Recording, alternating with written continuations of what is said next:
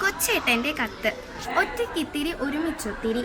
സ്നേഹമുള്ള DCL കൂട്ടുകാരെ, ഒരു തെളിഞ്ഞ പ്രഭാതം. ഒരു പറ്റം കുഞ്ഞുറുമ്പുകൾ ഭക്ഷണം തേടിയിറങ്ങി.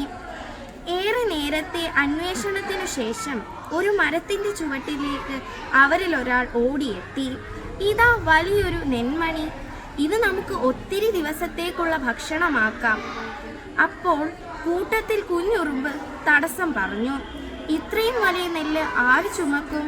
എനിക്കേതായാലും പറ്റില്ല. അതിനാൽ നമുക്ക് മറ്റു വഴി നോക്കാം.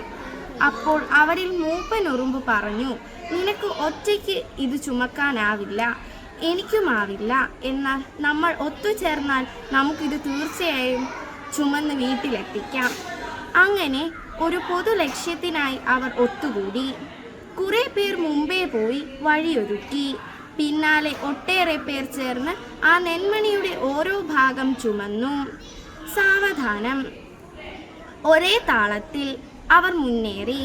ധാന്യത്തിന് അതേ ഭാരം അപ്പോഴും ഉണ്ടായിരുന്നു. എത്താനുള്ള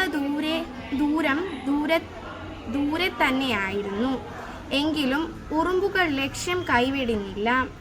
ഒരാൾ മടുക്കുമ്പോൾ മറ്റൊരാൾ ആ ഭാഗം വഹിക്കും. ഒരാൾ കിടറുമ്പോൾ ഉടൻ മറ്റൊരാൾ ഓടിവരും.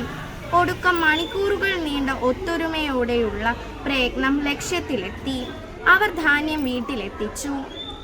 അവരെ അഭിനന്ദിച്ചുകൊണ്ട് റാണി ഉറുമ്പ് ഇങ്ങനെ പറഞ്ഞു, എൻ്റെ പ്രിയപ്പെട്ട ഉറുമ്പുകളെ, ഒറ്റയ്ക്ക് അസാധ്യമായത് നിങ്ങൾ ഒരുമിച്ച് സാധ്യമാക്കി. കൂട്ടുകാരെ, കൂട്ടത്തിൽ ആനയുടെ കരുത്തുള്ള ഒരാൾ ഉണ്ടെന്ന് വെച്ച് എല്ലാവരും ജയിക്കില്ല. സഹകരിക്കാൻ സന്മനസ്സുള്ളവരുടെ അല്പം ശേഷികൾ ചേർത്ത് വെച്ചാൽ എല്ലാവരുടെയും വിജയം എളുപ്പമാകും. നിനക്ക് അതിവേഗം പോകണമെങ്കിൽ ഒറ്റയ്ക്ക് പോകൂ, നിനക്ക് ബഹുദൂരം പോകണമെങ്കിൽ ഒരുമിച്ച് പോകൂ എന്ന ആഫ്രിക്കൻ പഴമൊഴിയിൽ അർത്ഥം ആകാശത്തോളം ഉയരുന്നുണ്ട്. ഇതു കലാകായിക ഉത്സവങ്ങളുടെ കാലമാണ്. മറ്റൊരാളെ തോൽപ്പിച്ചാൽ മാത്രം ജയിച്ചു എന്ന് വാഴ്ത്തപ്പെടുന്ന ഈ മത്സര സംസ്കാരം വിദ്യാർത്ഥികൾ കലാവേദികളിൽ നിന്നും മൈതാനങ്ങളിൽ നിന്നും പുറത്തിറങ്ങി ജീവിതത്തിലേക്ക് നടക്കുമ്പോൾ എത്രമാത്രം ഉപകാരപ്പെടുന്നു എന്ന വിലയിരുത്തൽ വീട്ടിലും ക്ലാസ് മുറികളിലും നടക്കേണ്ടതല്ലേ? എനിക്ക് ജയിക്കാൻ നീ തോൽക്കണം എന്നത് കലാകായിക മത്സരങ്ങളുടെ നിയമമായിരിക്കാം.